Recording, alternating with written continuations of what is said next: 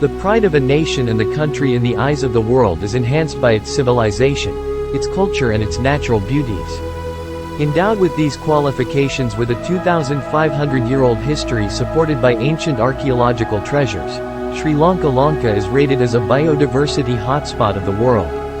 The historical importance of the Galle Fort is unchallenged. The origins of Galle, though lost in antiquity, still survive through artifacts which confirm its existence in pre-Christian and Roman eras.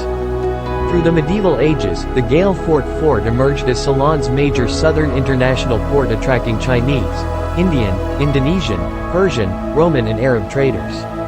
The Galle Dutch Fort is a rare historical jewel protected by dark, thick stone walls, with the endless ocean on one side.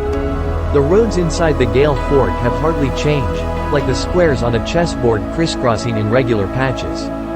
Straight and narrow lanes branch in and out, inviting the visitor to a delightful walk into the 17th century.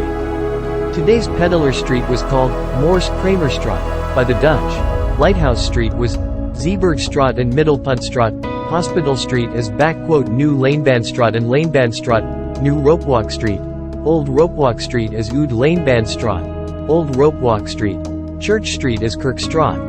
Parawa Street as Paruastraat, and Chiondo Street as Chiondostraat. Through this memory walk, one would however miss the 17th century familiar vendors who traded in cinnamon, lace, elephants, tortoise and turtle shell ornaments, besides the famous down south sweetmeats like Bondi Alua, hanging in garlands from the shoulders of vendors.